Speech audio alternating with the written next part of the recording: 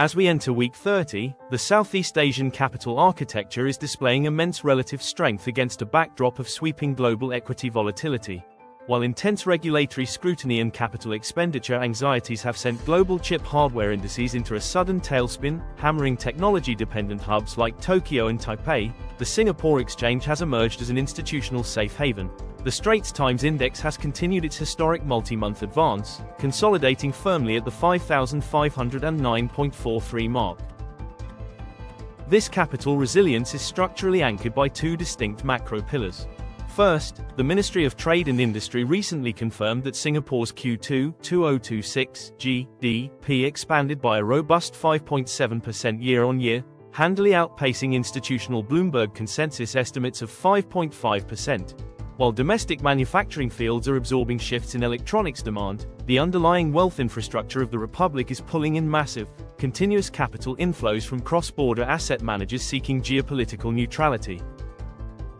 Second, the Monetary Authority of Singapore's stable monetary stance has sustained a highly favorable environment for the domestic banking trio and yield-bearing assets. With global energy volatility resurfacing as Brent and WTI crude fluctuate around the $81 per barrel range due to renewed Middle East friction, institutional capital is shifting away from growth vulnerability and into defensive, cash-generative value structures.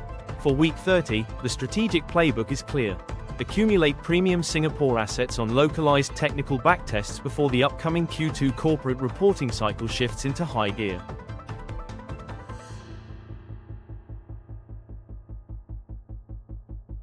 Our premier conviction call within the blue-chip banking cluster focuses on DBS Group Holdings, ticker D05, which closed Friday's session at 71 Singapore dollars and 96 cents. DBS recently made financial history on the Singapore exchange by becoming the first local corporation to smash through the monumental 200 billion Singapore dollars market capitalization threshold. While ultra-bearish commentators argue that the banking sector's multi-year rally leaves valuations looking extended, the fundamental metrics tell a completely different story. The structural expansion of DBS's premier wealth management business is driving near-record fee income that does not require heavy regulatory capital buffers, allowing the bank to easily sustain a premium dividend payout ratio. With its Q2 financial results scheduled for release on August 6, institutional forward guidance upgrades are already building up.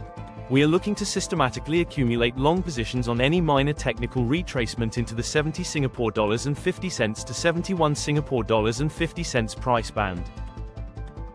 For broad-based equity access, our foundational vehicle call for week 30 is the SPDR Straits Times Index ETF, ticker ES3. The ETF offers a diversified exposure across Singapore's industrial giants and communications leaders without the concentrated single-stock risk of individual bank components.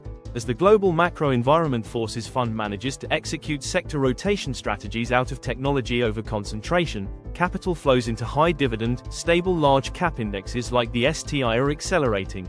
S3 remains an exceptional anchor tool for portfolio compounders seeking defensive safety.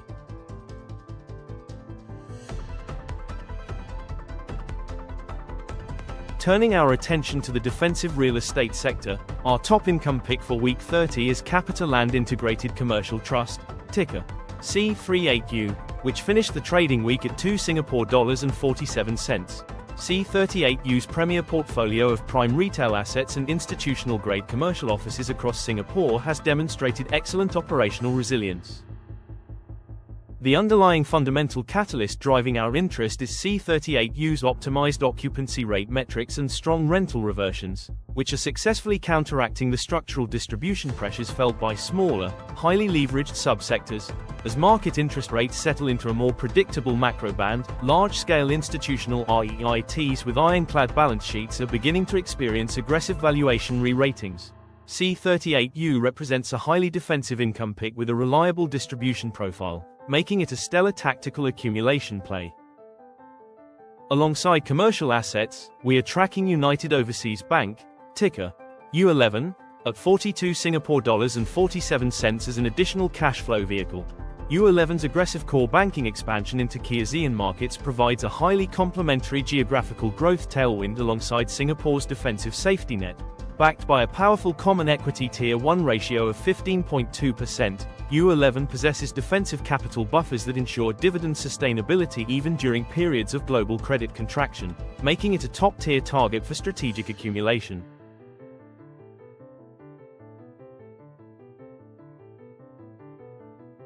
Safeguarding portfolio capital against unexpected systemic shocks requires strict adherence to institutional risk limits and precise technical entry zones. For DBS Group Holdings, D05, our exact tactical accumulation zone is established between 70 Singapore dollars and 50 cents and 71 Singapore dollars and 50 cents.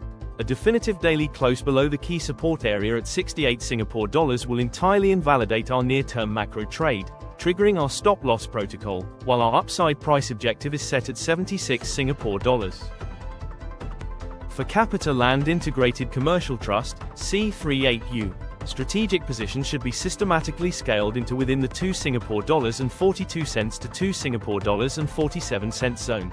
We are placing a structural stop-loss order at 2 Singapore dollars and 34 cents to shield against potential sector liquidity contractions, while targeting a clear mid-term technical extension up to the 2 Singapore dollars and 68 cents level. The primary localized risk vectors threatening these setups center around interest rate volatility and commercial gearing metrics. Any sudden hawkish adjustments by global central banks could increase operational refinancing costs for real estate assets across the board. Furthermore, the persistent military disruptions in key trade straits continue to elevate container shipping freight lines. If prolonged, this will build up importing cost pressures on local retail margins, requiring close monitoring.